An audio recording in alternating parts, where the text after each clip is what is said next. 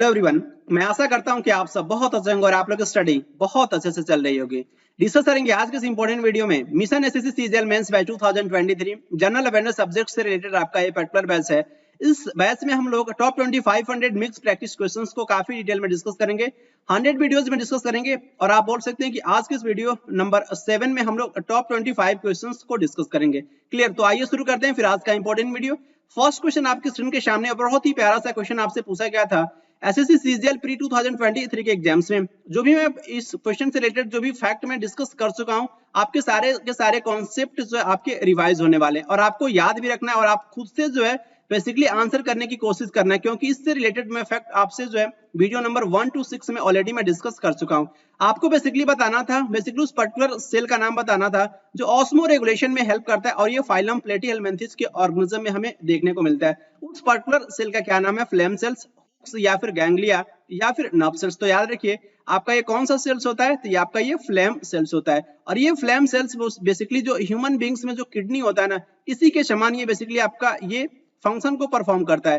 Kidney आपका जो excretory organ होता है, एक्सक्रीटरी ऑर्गन होता है, उत्सर्जी अंग बोल सकते हो, और ये बेसिकली सेम आपका ये फंक्शन परफॉर्म करता है फ्लेम सेल्स। किसके सिमिलर? किडनी के सिमिलर। क्लियर? और ये आपका किडनी के बारे में एक इंपॉर्टेंट पॉइंट याद रखिए, आपसे क्वेश्चन पूछा भी जाता है जो आपका स्टडी ऑफ किडनी जो होता है वो किसके नाम से जाना जाता है? तो स्टडी ऑफ किडनी बेसिकली जो है वो नेफ्रोलॉजी के नाम से जाना जाता है और ऐसे डॉक्टर जो आपके किडनी स्पेशलिस्ट होते हैं उसे हम कहते हैं नेफ्रोलॉजिस्ट। तो क्लियर? तो ये भी फैक्ट आपको याद रखना है और साथ के साथ एक इंपॉर्टेंट आपको मैं इंपॉर्टेंट पॉइंट बताऊं, जो आपका स्ट्रक्चरल एंड फंक्शनल यूनिट जो होता है किडनी का ना, वो आपसे पूछा जाता है, क्या होता है? नेफ्रॉन होता है। क्लियर? और आप क्या बता सकते हैं कि आपका ये किडनी के ऊपर आपका जो है कौन सा आपका जो एंडोक्राइन ग्लैंड प्रेजेंट होता है? मैं बता रहा हूं, एड्रीनल ग्लैंड होता है। क्लियर? एड्रीनल ग्लैंड होता है। क्लियर? ये भी फैक्ट साथ के साथ याद रखेंगे।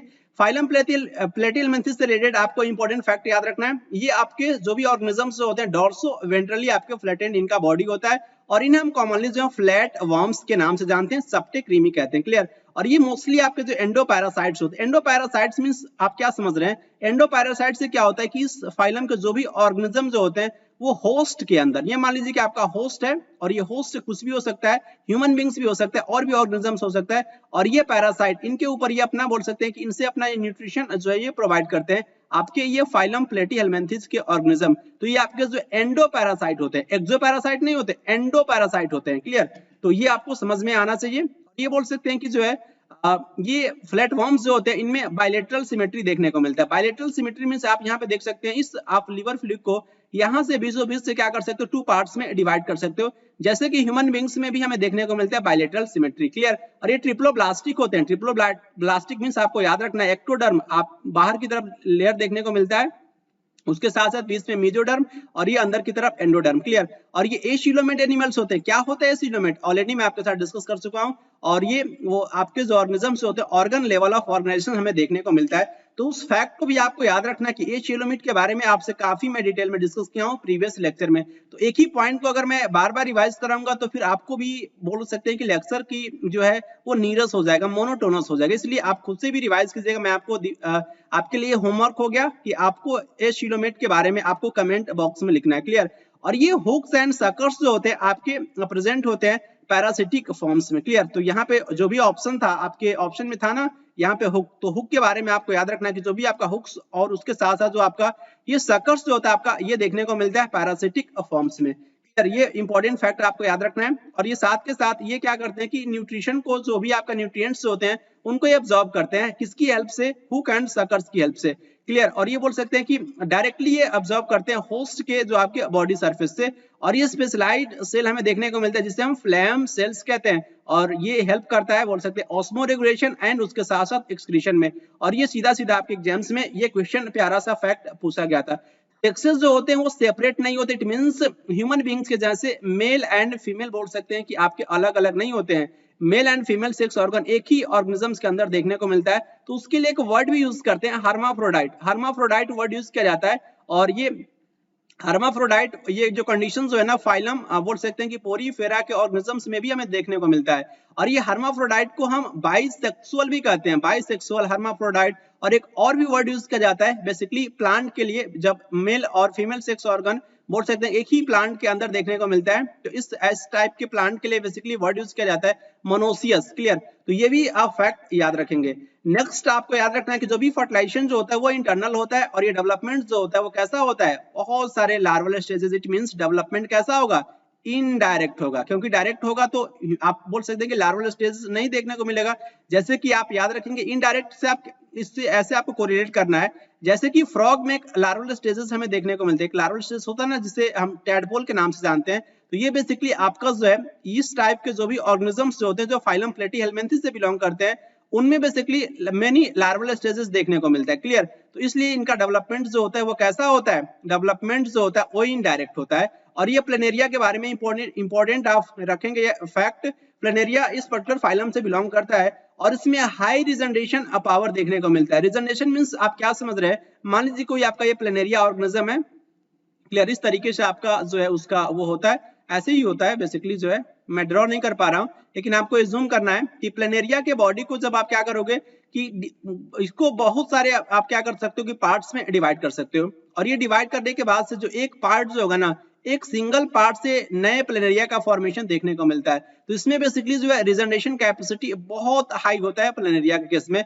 और एग्जांपल टिनिया के बारे में याद रखेंगे, इसका फाइलम क्या है, तो फाइलम प्लेटीहेल्मिन्थेस है, जिसका कॉमन नेम टेपवर्म है, और ये फैसियोला जिसका कॉमन नेम क्या है आपका जो है लीवर फ्लूक होता है। क्लियर, तो ये आपको याद रखना है। यहाँ पे आप इनको इमेज में भी देख सकते हैं, टेपवर्म और ये आपके लीवर फ्लूक हो गए। क्लियर, नेक्स्ट क्वेश्चन आपसे पूछा गया था, बोल सकते हैं कि आपके प्लांट किंगडम से ये क्वेश्चन पूछा गया था, फर्न्स, हॉर्स, टेल्स और उसके साथ साथ लाइकोफाइट्स, ये आपके जो है ये बिलोंग करते हैं किस ग्रुप से, टेरिडोफाइटा, एल्गी, फंजाई या फिर ब्रायोफाइटा। तो ये आपके कॉन्सेप्ट पता है ना कि टेरिडोफाइट किसे कहते हैं, एल्गी किसे कहते हैं, फंजाई किसे कहते हैं, और ये आपके ब्रायोफाइट के कुछ इंपॉर्टेंट कैरेक्टरिस्टिक फीचर मैं लेक्चर नंबर बोल सकते हैं कि मैं आपको 6 में भी इसके बारे में मैं डिस्कस किया था ब्रायोफाइट से रिलेटेड। तो इसका आंसर बेसिकली क्या होगा, वन वन करके जो है पहले तो आंसर को चेक करेंगे। ये आपके फंड्स जो होते हैं ना, ये आपके टेरिडोफाइट होते हैं, टेरिडोफाइट होते हैं। क्लियर, और एल्गी के बारे में आपको याद रखना है कि जो आपका स्टडी जो आप एल्गी जो होता है ना, किसके नाम से जाना जाता है, फाइकोलॉजी, फाइकोलॉजी। और ये बोल सकते हैं कि जो आपके फादर ऑफ एल्गी जो होते हैं किन्हें कहा जाता है, एफी फ्रिस को कहा जाता है। और ये फ्रिस को नाम आपको नहीं बोलना है क्योंकि आपके एग्जाम्स में क्वेश्चन भी पूछा जा चुका है फ्रिज साइंसेस से रिलेटेड। 1935 में इनके द्वारा बेसिकली जो आपका स्ट्रक्चर और उसके साथ साथ बोल सकते हैं कि जो रिप्रोडक्शन जो 1935 में जो है वो एक्सप्लेन किया गया था एल्गी में फ्रिज के द्वारा। क्लियर, ये क्वेश्चन आपके सीजीएल 2022 के एग्जाम्स में मेंस में ये क्वेश्चन पूछा जा चुका है, तो ये आपको नहीं भूलना है। अगर मैं आपसे पूछूं कि फादर ऑफ इंडियन एल्गोलॉजी किसे कहा जाता है, तो याद रखेंगे एमओपी आयंगर को कहा जाता है। क्लियर, ये फैक्ट आपसे एग्जाम्स में पूछा जा सकता है। और उसके साथ साथ ये आपके फंजाई जो होते हैं ना, ये बेसिकली आपके जो फंजाई जो होते हैं इनका स्टडी जो है माइकोलॉजी के नाम से जाना जाता है। क्लियर, और ये ऐसे पर्सन या फिर साइंटिस्ट कह सकते हो जो फंजाई की स्टडी करते हैं उन्हें माइकोलॉजिस्ट कहते हैं। क्लियर, ये भी फैक्ट आपके एग्जाम्स में पूछा जाता है। और इंपॉर्टेंट यूनिसेलुलर फंजाई का नाम आप याद रखेंगे, इस्ट जो होता है यूनिसेलुलर, एक कोशिका से मिलकर के बना आपका ये फंजाई होता है। और ये इस्ट जो होता है ना, इसका जो बॉडी जो होता है, मान लीजिए कि एक ही सिंगल सेल से बना है तो उसे हम किसके नाम से जानते हैं, हाइफी कहते हैं। क्लियर, और ये बेसिकली जब हाइफी आपका जो है ये थ्रेड लाइक स्ट्रक्चर होता है और जब हाइफी कंबाइन होता है तो किसका फॉर्मेशन करता है, ये माइसीलियम बोल सकते हैं कि नेटवर्क लाइक स्ट्रक्चर का फॉर्मेशन करता है।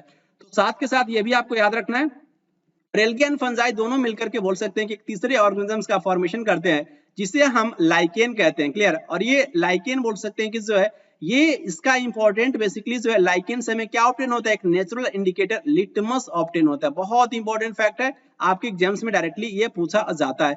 एल्गल पार्टनर को हम किसके नाम से जानते हैं, एल्गल पार्टनर को हम फाइकोबायंट कहते हैं। और ये आपका फंगल पार्टनर को जो है किसके नाम से जानते हैं, फंगल पार्टनर आपका जो माइकोबायंट होता है। और आपको एक फैक्ट में बताया था कि जो बेसिकली आपका ये आपका स्लैब और उसके साथ साथ ये मास्टर, ये आपका जो है कॉन्सेप्ट पे वर्क करता है। तो इसमें मास्टर कौन होता है, लाइकेन में आपका मास्टर बोल सकते हैं कि आपका जो है कौन होता है, तो फंजाई मास्टर होता है। और ये आपका स्लेब कौन होता है, तो एल्गी आपका जो है वो स्लेब होता है। एल्गी गुलाम होती है बोल सकते हैं कि किसका, जो है वो फंजाई का। क्लियर, तो ये फैक्ट आप साथ के साथ याद रखेंगे। और नेक्स्ट आपको याद रखना है ब्रायोफाइट, तो ये आपकी ब्रायोफाइट स्टडी ऑफ ब्रायोफाइट बोल सकते हैं, ब्रायोलॉजी कहा जाता है। और ये फादर ऑफ इंडियन आपके जो है ब्रायोलॉजी कौन है, आपके एस आर कश्यप को कहा जाता है। क्लियर, ये बहुत इंपॉर्टेंट फैक्ट है, आपके एग्जाम्स में पूछा जा सकता है। और ये जो टर्म जो है ना, टर्म आपका ये ब्रायोफाइट किसके द्वारा दिया गया था, तो ब्राउन के द्वारा दिया गया था। ये सारे फैक्ट मैं ऑलरेडी मैं आपके साथ डिस्कस कर चुका हूँ, क्लियर। और ये आपको कंफ्यूज नहीं होना है रॉबर्ट ब्राउन से। रॉबर्ट ब्राउन के द्वारा जो है ना बेसिकली जो आपका सेल के अंदर न्यूक्लियस जो होता है, इसकी डिस्कवरी का श्रेय किसे जाता है, रॉबर्ट ब्राउन को जाता है। उसके साथ साथ रॉबर्ट हुक के बारे में भी आपको ये पॉइंट याद रखना है कि इनके द्वारा सेल को डिस्कवर किया गया था 1665 में। और इनके द्वारा जो सेल डिस्कवर किया गया था ना, वो आपका जो है कौन सा सेल था, आपका ये डेड सेल था, क्लियर। और ये आपका डेड सेल था। तो अगर मैं आपसे पूछूं बेसिकली वो जो सेल को डिस्कवरी किया, तो आपका कॉक सेल था, क्लियर। कॉक सेल बेसिकली आपको ये प्लांट में देखने को मिलेगा। अगर मैं आपसे पूछूं लिविंग सेल की डिस्कवरी किसने करी थी, तो लिविंग सेल की डिस्कवरी किसने करी थी, एंटनी वॉन लीवेनहॉक ने करी थी। और एंटनी वॉन लीवेनहॉक ने लिविंग सेल की डिस्कवरी करी थी, लेकिन वो कौन सा सेल था, तो आपका जो है वो बैक्टीरियल सेल था, क्लियर, वो बैक्टीरियल सेल था।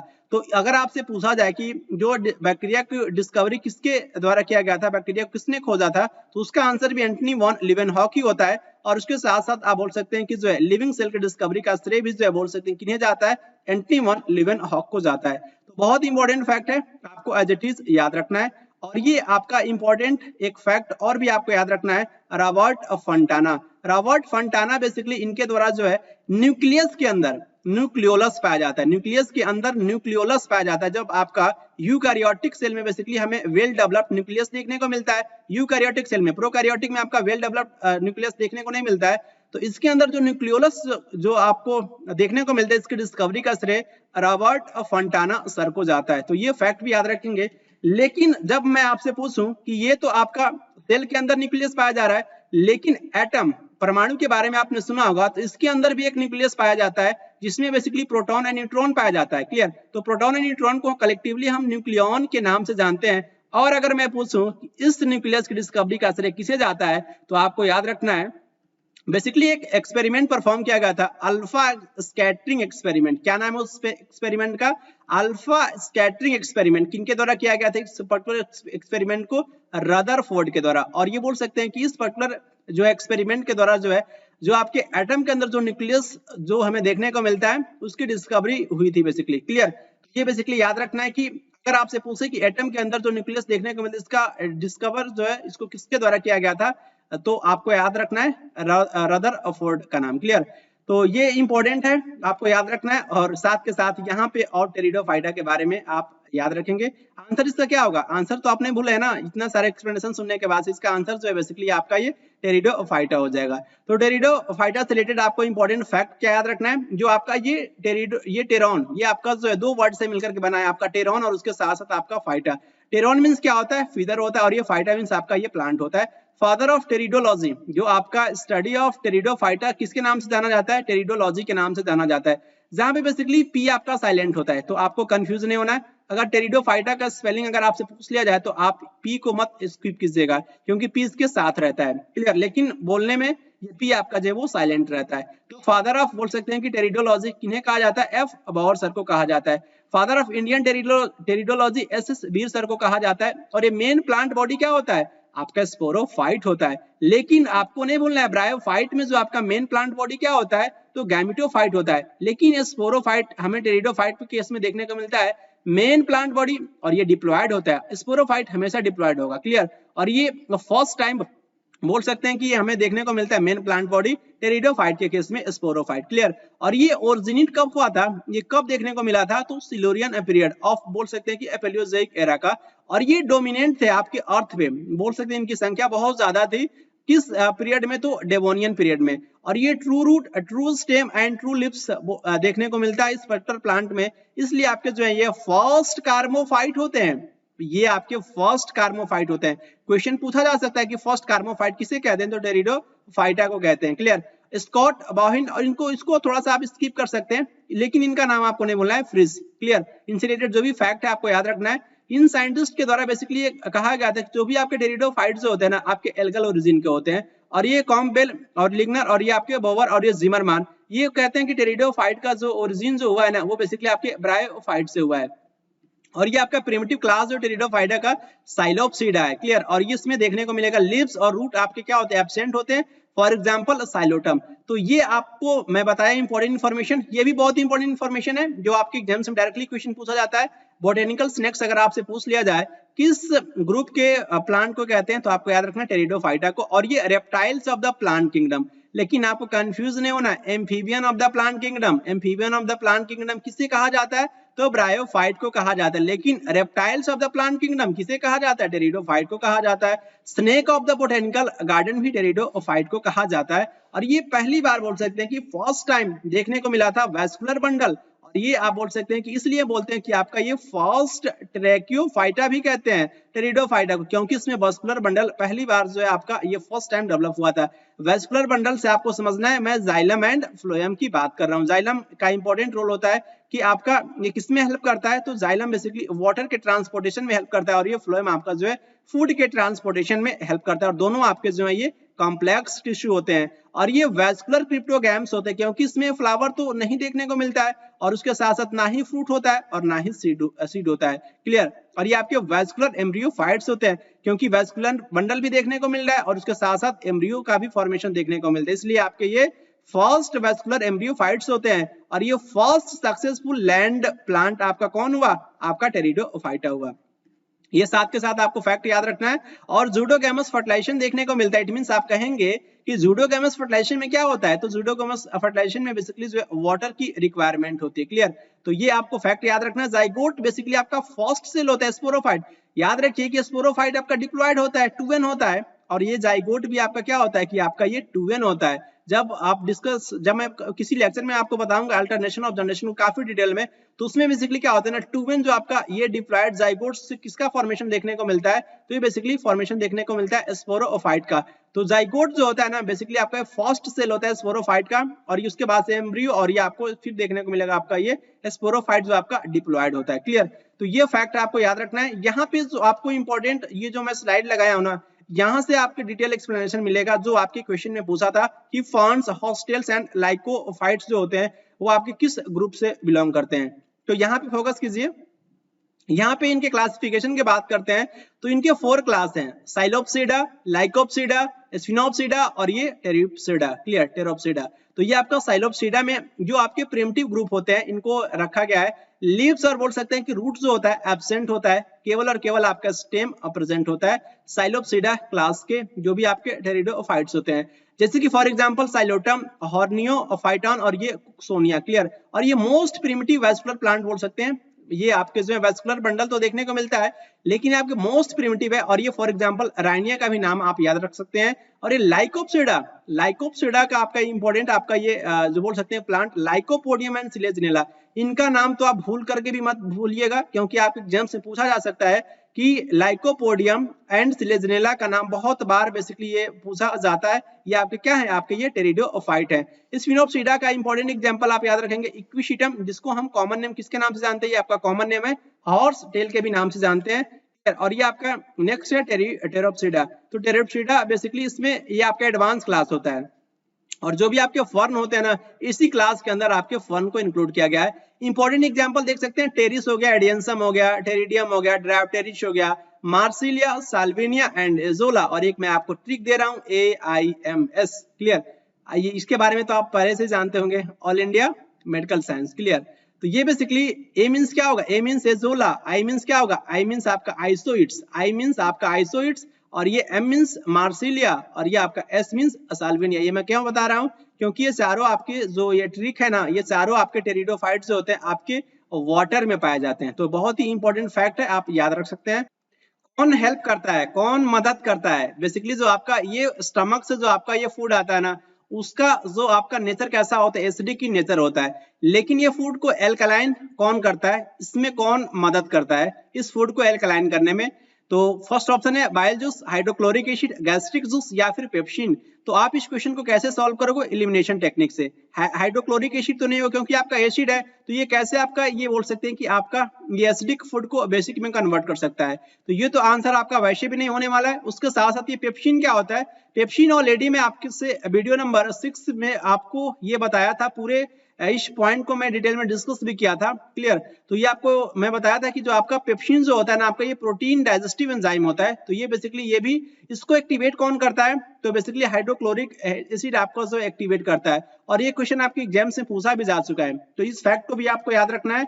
और ये बेसिकली ये भी नहीं होगा, ये भी नहीं होगा, बचा क्या आपका गैस्ट्रिक जूस। और ये गैस्ट्रिक जूस किसके द्वारा सीक्रेट किया जाता है, तो गैस्ट्रिक ग्लैंड के द्वारा जो है सीक्रेट किया जाता है। और ये गैस्ट्रिक ग्लैंड्स कहाँ देखने को मिलते हैं, तो स्टमक में देखने को मिलता है। क्लियर, तो ये आपको याद रखना है। और उसके साथ साथ ये भी नहीं होगा, आंसर आपका एक ही बचा, बाइल जूस। बाइल जूस क्या करता है कि जो आपका जो एसिडिक फूड जो होता है ना, उसको बेसिकली ये अल्कलाइन में जो ये कन्वर्ट करता है। और ये एसिडिक फूड आता कहाँ से, स्टमक से। क्लियर, तो ये आपको याद रखना है। इस पर्टिकुलर स्लाइड के बारे में मैं आपसे वीडियो नंबर 6 में डिस्कस किया था, तो यहाँ पे फिर से मैं रिवाइज कर रहा हूँ कुछ इंपॉर्टेंट कॉन्सेप्ट को। ये आपका एलिमेंट्री कैनाल होता है। एलिमेंट्री कैनाल आपका माउथ से लेकर के कहाँ तक फैला होता है, माउथ टू एनस। ये इंपॉर्टेंट फैक्ट आपको याद रखना है।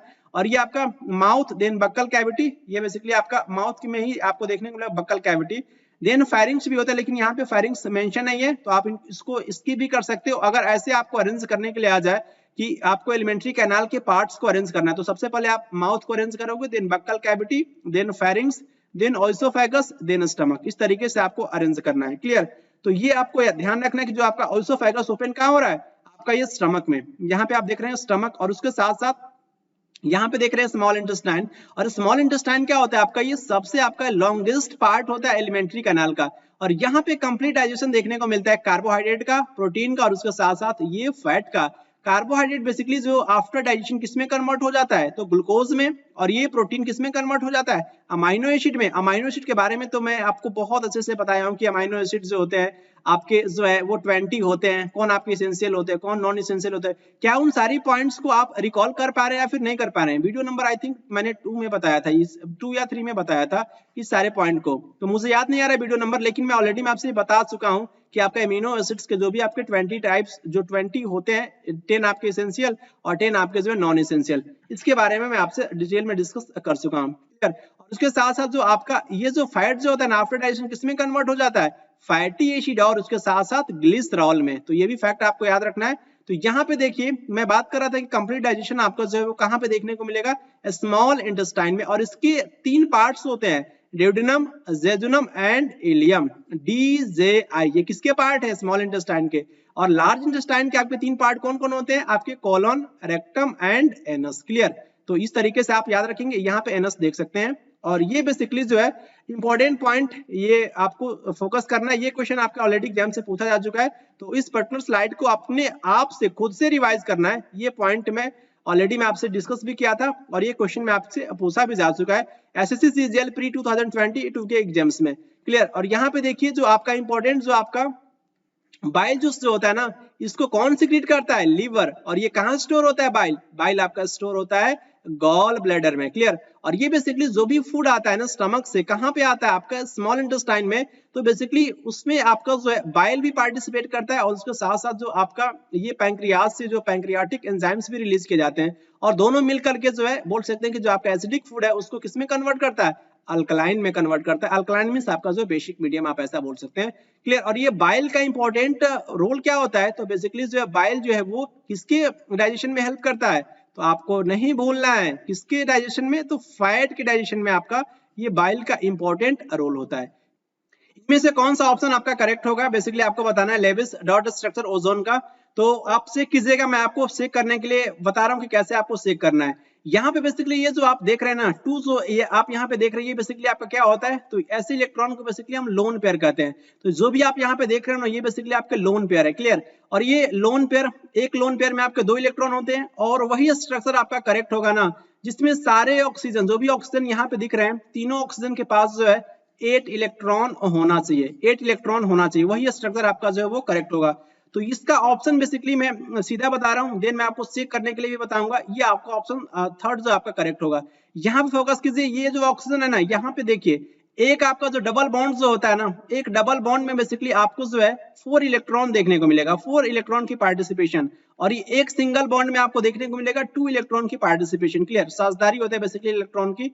तो यहाँ पे चेक कीजिए, यहाँ पे आपको 2 इलेक्ट्रॉन दिख रहा है ना, ये आपका ये डबल बॉन्ड दिख रहा है, तो 4 इलेक्ट्रॉन तो यहाँ से देखने को मिले, और ये 4 इलेक्ट्रॉन यहाँ पे, तो ये बेसिकली इस ऑक्सीजन के पास 8 इलेक्ट्रॉन हो गया। क्लियर, तो ये आपका कंप्लीट है। इसको चेक करते हैं, इसको आप चेक करेंगे कि यहाँ पे देखिए 4 इलेक्ट्रॉन की पार्टिसिपेशन हुई इसके साथ भी, तो 4 इलेक्ट्रॉन इसके पास हुआ, और यहाँ पे 2 इलेक्ट्रॉन ये है, तो ये आपका 2 इलेक्ट्रॉन हो गया, 6 हो गया। और यहाँ पे भी देखिए एक आपका सिंगल बॉन्ड है, तो यहाँ से जो है 2 इलेक्ट्रॉन और देखने को मिलेंगे। मिले, तो इस ऑक्सीजन के पास भी आपका 8 इलेक्ट्रॉन हो गया, तो ये भी 8 हो गया, ये भी 8 हो गया, बचा आपका ये। इसके पास चेक करते हैं किसके पास 8 है या फिर नहीं है। तो यहाँ पे देखिए 1 2 3 4 5 और ये 6, और ये आपका ये बोल सकते हैं कि यहाँ पे एक सिंगल बॉन्ड है, एक सिंगल बॉन्ड है, तो बेसिकली 2 इलेक्ट्रॉन यहाँ से देखने को मिलेंगे, तो ये क्या हो जाएगा आपका 6 to 8 इलेक्ट्रॉन। तो 6 to 8 इलेक्ट्रॉन, इसके भी पास 8, इसके भी पास 8, इसके भी पास 8, तो ये बेसिकली आपका ये ऑप्शन ये आपका करेक्ट होगा। या बाकी जितने भी आपके ऑक्सीजन है ना, यहाँ पे देखेंगे तो इसमें देखिए ये आपका ऑप्शन आपका इनकरेक्ट इसलिए है क्योंकि 4 यहाँ से 4 इलेक्ट्रॉन यहाँ से देखने को मिले, 2 यहाँ से और 2 यहाँ से, इसके पास तो 8 है, लेकिन इसके पास से कीजिए ये आपका जो है 4 यहाँ से और ये 2 यहाँ से, तो 6 ही इसके इलेक्ट्रॉन इसके पास है इस ऑक्सीजन के पास, इसलिए आपका ऑप्शन ये जो है आपका ये इनकरेक्ट हो जाएगा बी। यहाँ पे चेक करते हैं, यहाँ पे देखिए 1 2 3 4 और ये आपका 2 6, इसके पास केवल और केवल 6 इलेक्ट्रॉन है, इसलिए आपका ऑप्शन ए जो है इनकरेक्ट होगा। क्लियर। यहाँ पे सी को चेक करते हैं, तो सी में देखिए, सी में जो बेसिकली आपका ये जो है ना, यहाँ पे देखिए 1 2 3 4 और ये आपका 2 इलेक्ट्रॉन, तो यहाँ पे आपको देखने को मिलेगा 6 इलेक्ट्रॉन, तो इसलिए आपका ऑप्शन ये इनकरेक्ट हो जाएगा, आपका ए बी सी बचेगा आपका ऑप्शन ए जो आपका डी, ये आपका करेक्ट होगा। करेक्ट लेविस स्ट्रक्चर है, कैसे चेक करना है मैं आपको डिटेल में एक्सप्लेन करके बताया। यहाँ पे भी देख सकते हैं आपका लेविस स्ट्रक्चर O3 का जो है ये ऐसे आपको देखने को मिलेगा। और नेक्स्ट क्वेश्चन आपसे पूछा गया था फिजिक्स से, बेसिकली इसमें से आपको बताना है कि आपका ये करेक्ट नहीं है, जो आपका किसके बारे में जो सरफेस टेंशन के बारे में स्टेटमेंट दे रखा है, पृष्ठ तनाव कहते हैं। सरफेस टेंशन जो होता है बेसिकली टिपिकली बोल सकते हैं उसको मेजर करते हैं डायंस या डायंस पर सेंटीमीटर में, और ये जो शेप जो होता है वाटर ड्रॉप्स का आपका स्फेरिकल होता है सरफेस टेंशन की वजह से। यस, ये स्टेटमेंट आपका करेक्ट है, जो शेप ऑफ वाटर ड्रॉप्स जो होता है स्फेरिकल होता है, किसकी वजह से होता है, पृष्ठ तनाव की वजह से होता है, सरफेस टेंशन की वजह से होता है। और ऑप्शन फर्स्ट भी आपका करेक्ट है, लेकिन आपको क्या चूज करना है, इनकरेक्ट चूज करना है, नॉट। क्लियर। ये जो आपका कोहेसिव फोर्स होता है बिटवीन बोल सकते हैं कि लिक्विड मॉलिक्यूल्स, और ये आपका ये रिस्पॉन्सिबल होता है फेनोमेनॉन जिसे बेसिकली किसके नाम जानते हैं, सरफेस टेंशन। तो आपको देखने को मिलेगा कोहेसिव फोर्स लिक्विड के बीच में। क्लियर। तो ये बेसिकली ऑप्शन थर्ड भी आपका ये करेक्ट है, आपका इनकरेक्ट क्या होगा, आपका 4 होगा। क्यों होगा मैं आपको सोर्स भी बताऊंगा, उस सोर्स में आपको देखने को मिलेगा जो रूम टेम्परेचर पे जो आपका सरफेस टेंशन जो होता है वाटर का ना, आपका ये अधिक होता है, किससे, आपका जो है इथाइल अल्कोहल से, ना कि यहाँ पे दे रखा है कम होता है। वाटर का आपका जो सरफेस टेंशन लेस होता है, कम होता है with respect two ethyl alcohol. यहाँ पे फोकस कीजिए, यहाँ पे आपका वाटर है, यहाँ पे आपका वाटर है, और यहाँ पे देख सकते हैं कि इसका सरफेस टेंशन कितना है आपका 0.0727, और यहाँ पे देखिए इथेनॉल, इथेनॉल क्या है आपका इथाइल अल्कोहल ही तो है, C2H5OH, तो यहाँ पे देखिए इसका कितना देखने को मिल रहा है 0.0227, तो इसका कम है, इसका कम है, और ये वाटर का ज्यादा है, इसलिए आपका स्टेटमेंट 4 आपका जो है वो क्या हो जाएगा, आपका इनकरेक्ट हो जाएगा। देख रहे ना, ये क्वेश्चन आपके एग्जाम्स में पूछा गया, थोड़ा सा डिफिकल्ट था, लेकिन अगर इस तरीके से आप इस पर्टिकुलर इमेज के जरिए लंबे समय तक आप याद रख सकते हैं इस पर्टिकुलर डाटा को।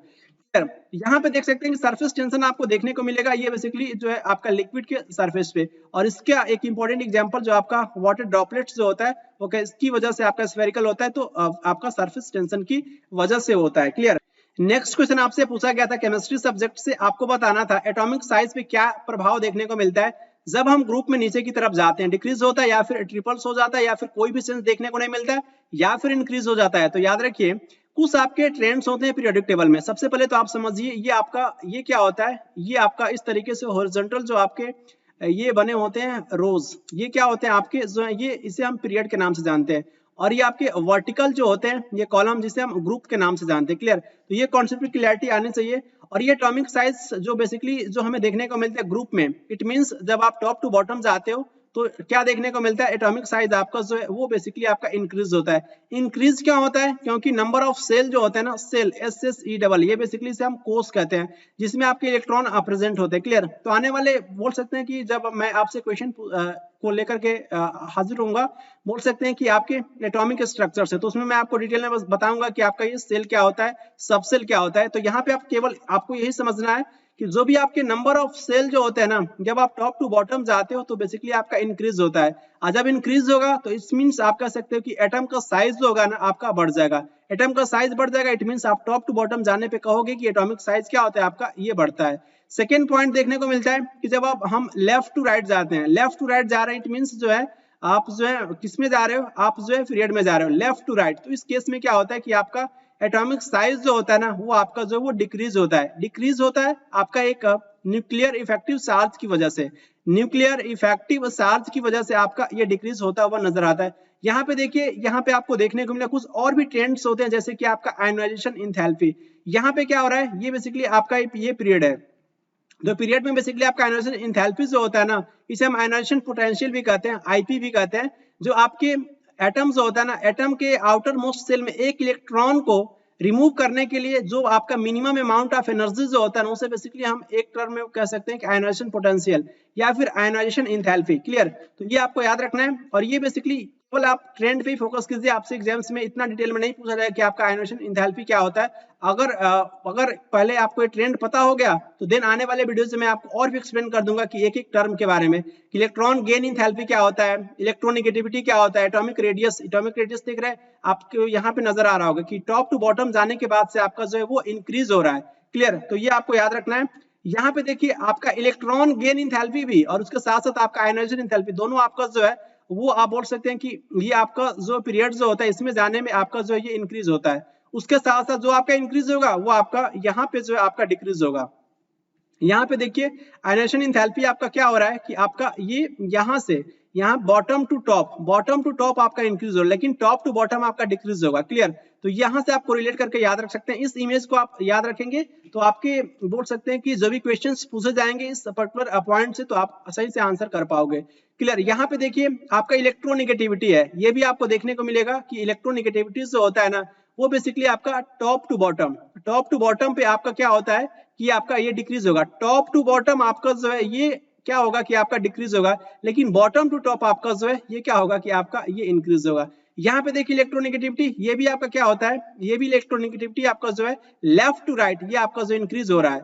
तो यहाँ पे एक मैं थोड़ा सा आपको बता दूं ट्रिक के लिए, ई हो गया, आई हो गया, और उसके साथ साथ आपका जो ई, यहाँ पे electronegativity, electron gain enthalpy, ionisation enthalpy, तीनों आपके क्या होते हैं कि आपके पीरियड में बोल सकते हैं कि जो है आपके इंक्रीज होते हैं। क्लियर? और उसके साथ साथ जो आपके पीरियड में इंक्रीज होंगे वो आपके ग्रुप में क्या होंगे कि आपके वो डिक्रीज होंगे। क्लियर?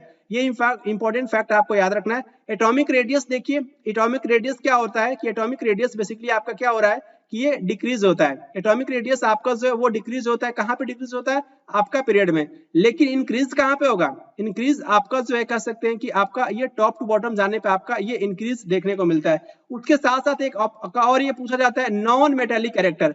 नॉन मेटेलिक कैरेक्टर आपका जो है ये लेफ्ट टू राइट जाने के बाद से बोल सकते हैं कि आपका ये इंक्रीज होता है, लेकिन आपका ये जो बोल सकते हैं कि आपका नॉन मेटेलिक कैरेक्टर आपका टॉप टू बॉटम जाने के बाद से आपका डिक्रीज होगा। और ये मेटेलिक कैरेक्टर क्या होता है? ठीक इसके अपोजिट होता है। जो आपका नॉन मेटेलिक कैरेक्टर आपका जो है ये इंक्रीज हो रहा था पीरियड में, वो आपका क्या हो रहा है, क्या होगा कि आपका मेटेलिक कैरेक्टर आपका जो वो डिक्रीज होगा। और उसके साथ साथ जो आप बोल सकते हैं कि आपका ये मेटेलिक कैरेक्टर जो होगा वो बेसिकली आपका जो है इसमें अगर आप टॉप टू बॉटम जाओगे, इसमें जाओगे, तो आपका ये मेटेलिक कैरेक्टर क्या होगा कि आपका ये इंक्रीज होगा। तो आपको सिर्फ और सिर्फ इस पर्टिकुलर पॉइंट से आप इन क्वेश्चन का आंसर कर पाओगे। थोड़ा सा कंफ्यूजन होता है, लेकिन आप शॉर्ट रूप में बोल सकते हैं कि पूरे शॉर्ट फॉर्म में याद रख सकते हो। Electron gain enthalpy, ionisation enthalpy, और उसके साथ साथ जो इलेक्ट्रोनेगेटिविटी, ये आपके जो है ये बेसिकली पीरियड में बेसिकली क्या होते हैं कि आपके ये इंक्रीज होते हैं। उसके साथ साथ नॉन मेटेलिक कैरेक्टर भी आपके पीरियड में इंक्रीज होते हैं, और ये आपका पीरियड में आपका जो है मेटेलिक कैरेक्टर आपका जो है वो डिक्रीज होता है, और ठीक इसके अपोजिट होंगे। तो थोड़ा सा आप जो है अपने आपसे जो है को रिलेट करने का प्रयास कीजिएगा, आपको समझ में आ जाएगा। और ये सारे पॉइंट्स से आप इनको रीड कर सकते हो। आयनाइजेशन एंथैल्पी क्या होता है ये बेसिकली जो इसके बारे में यहाँ पे मेंशन भी है, सारे पॉइंट्स मेंशन है, जैसे कि एटॉमिक साइज के इंपैक्ट पे क्या देखने को मिलेगा, इलेक्ट्रॉन गेन एंथैल्पी के बारे में मैंने यहाँ पे पॉइंट डिस्कस किया है, तो आप इनको रीड कर सकते हैं, बहुत अच्छे से आपको समझ में आएगा। जो भी समझाने का काम है वो मैं आपको समझा दिया हूँ। क्लियर? नेक्स्ट क्वेश्चन आपसे पूछा गया था, आपको बताना था इसमें से मेटलॉइड्स कौन है। Aluminium, mercury, copper. एल्युमिनियम का एटॉमिक नंबर आपका 13 होता है, और ये मेटलॉइड नहीं होता है, आपका ये मेटल होता है। मरकरी भी आपका मेटल होता है, Hg इसका सिंबल होता है, एटॉमिक नंबर आप इसका 80 होता है। कॉपर जो है इसका सिंबल Cu होता है, इसका एटॉमिक नंबर 29 होता है। और ये आपके कॉपर भी मेटल, मरकरी भी मेटल, एल्युमिनियम भी मेटल, ये तो नहीं होगा। Boron, silicon, antimony, yes antimony भी आपका जो ये मेटलॉइड होता है, आपको याद रखना है इसका सिंबल क्या होता है। एंटीमनी का जो है सिंबल Sb होता है, क्योंकि इसका जो लैटिन नेम क्या होता है, स्टीबियम होता है। क्लियर? तो यहाँ से बेसिकली स्टीबियम से आपका Sb निकला हुआ है, तो ये बेसिकली इसको लिखा जाता है बेसिकली स्टीवियम से ही आपका ये बना हुआ है Sb। क्लियर, एंटीमनी से बोल सकते हैं कि सिंबल यूज नहीं किया गया, इसका लैटिन नेम स्टीवियम होता है एंटीमनी का। और इसका एटॉमिक नंबर क्या होता है? एटॉमिक नंबर आपका जो याद रखेंगे हमेशा के लिए आपको याद रहेगा एंटीमनी 51, एंटीमनी 51 या फिर इसे बोल सकते हो 51। तो कोरिलेट करने के लिए एंटीमनी से 51 आपको बहुत लंबे समय तक याद रहेगा और ये 51 उससे आप कह सकते हो। और ये बेसिकली आपका सिलिकॉन का एटॉमिक नंबर आपका 14 होता है। और ये आपका बोरॉन का क्या होता है? बोरॉन का आपका जो है वो hydrogen, helium, lithium, beryllium, boron, ये आपका 5 होता है। याद कीजिए, मैं सारे पॉइंट्स में आपसे डिस्कस कर चुका हूं। तो इसका आंसर बेसिकली आपका सेकंड हो जाएगा। क्लियर। और ये ऑक्सीजन का एटॉमिक नंबर 8 होता है। और ये ऑक्सीजन फैमिली में और सारे एलिमेंट्स आते हैं, oxygen, sulphur, selenium, tellurium, polonium. Clear. और ये आप याद रख सकते हैं। और ये आयरन, आयरन आपका Fe होता है और इसका एटॉमिक नंबर 26 होता है। नेक्स्ट क्वेश्चन आपसे पूछा गया था, ये बोर गीत जो है आपका एसोसिएटेड होता है किस इंडियन क्लासिकल डांस फॉर्म से? ओडिसी ओडिशा स्टेट में देखने को मिलता है, मणिपुरी मणिपुर स्टेट में देखने को मिलता है क्लासिकल डांस है। और ये सतरिया आपका असम का इंपॉर्टेंट आपका जो है ये क्लासिकल डांस है। और ये कुचिपुड़ी कहाँ देखने को मिलता है? आंध्र प्रदेश में। क्लियर। तो इसका बेसिकली आंसर क्या होगा? ये जो आपका बोर गीत जो है आपको देखने को मिलेगा जो है इस पर्टिकुलर क्लासिकल डांस फॉर्म में सतरिया में। क्लियर। तो इसका आंसर आपका वो थर्ड हो जाएगा। नेक्स्ट क्वेश्चन आपसे पूछा गया था 7 नवंबर 2022 के दिन प्राइम मिनिस्टर नरेंद्र मोदी के द्वारा अटेंड किया गया था, इनके द्वारा जो है नरेंद्र मोदी जी के द्वारा अटेंड किया गया था जो आपका ये प्रेयर्स और सेलिब्रेशन बोल सकते हैं कि जो है ये प्रकाश पर्व बोल सकते हैं कि आपके श्री गुरु नानक देव जी जो आपके न्यू दिल्ली में ये बेसिकली ये उसमें उपस्थित हुए थे आपके प्रधानमंत्री नरेंद्र मोदी जी। तो ये कितने नंबर का आपका ये प्रकाश पर्व था ये आपको बताना था। तो इसका आंसर क्या होगा? इसका आंसर जो बेसिकली आपका 553 आपका ये प्रकाश पर्व में बेसिकली आपके नरेंद्र मोदी जी पार्टिसिपेट किए थे, नई दिल्ली में हुआ था। क्लियर। तो ये बेसिकली आपको याद रखना, ऑप्शन सेकंड आपका जो है वो करेक्ट हो जाएगा। आप यहाँ पे भी देख सकते हैं 553। Clear, Prakash Parv. Next question आपसे पूछा गया था, ये आपके एसएससी सीजीएल प्री 2022 के एग्जाम्स में क्वेश्चन पूछा गया था। क्लियर। आपको बताना था जो आपका कौन सा कंट्री आपका जो किस कंट्री के द्वारा होस्ट किया जाएगा 2031 का जो cricket world cup? Australia, India and Bangladesh, West Indies या फिर इंग्लैंड? तो याद रखिए इंडिया एंड बांग्लादेश के द्वारा होस्ट किया जाएगा 2031 का cricket world cup. Option second आपका करेक्ट हो जाएगा। यहाँ पे फोकस कीजिए, आपके 3 टाइम्स आपके 1975, 1979 और 1983 जो है इंग्लैंड के द्वारा जो होस्ट किया गया था। उसके साथ साथ 1987 में देख सकते हैं इंडिया पाकिस्तान, और ये 1992 में जो है ऑस्ट्रेलिया न्यूजीलैंड, और ये 1996 में इंडिया पाकिस्तान श्रीलंका, 99 में जो है 1999 में इंग्लैंड स्कॉटलैंड आयरलैंड और नीदरलैंड, और यहाँ पे आप देख सकते हैं वेल्स। क्लियर।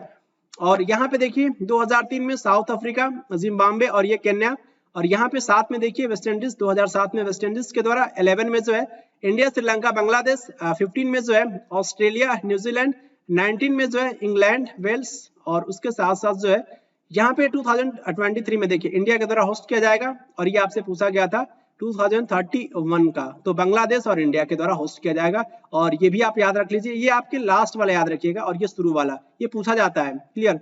और ये आपको याद रखना है 2027 का जो है किसके द्वारा होस्ट किया जाएगा? तो याद रखना है आपको Namibia, south Africa and Zimbabwe. Clear.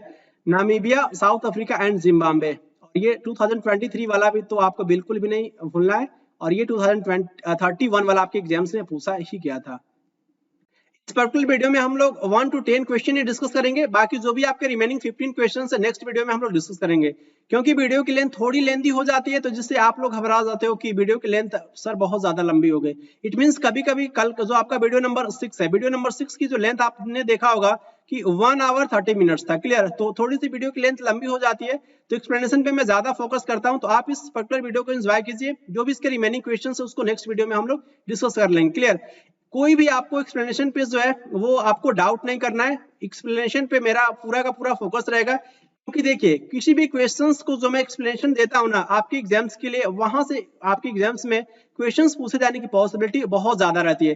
क्योंकि जो भी मैं क्वेश्चंस अभी डिस्कस कर रहा हूं आपके सारे के सारे प्रीवियस ईयर क्वेश्चन है, और ये प्रीवियस ईयर क्वेश्चन से आपके बोल सकते हैं कि ऑप्शन से क्वेश्चन फ्रेम होते हैं, टॉपिक से फ्रेम होते हैं, आपके नेक्स्ट बोल सकते हैं एसएससी सीजीएल मेंस 2023 के एग्जाम्स में आपको देखने को मिलेंगे। तो आप इस पर्टिकुलर वीडियो को एंजॉय कीजिए। मिलेंगे आपसे नेक्स्ट वीडियो में, तब तक के लिए खुश रहें, प्रसन्न रहें। Thank you very much.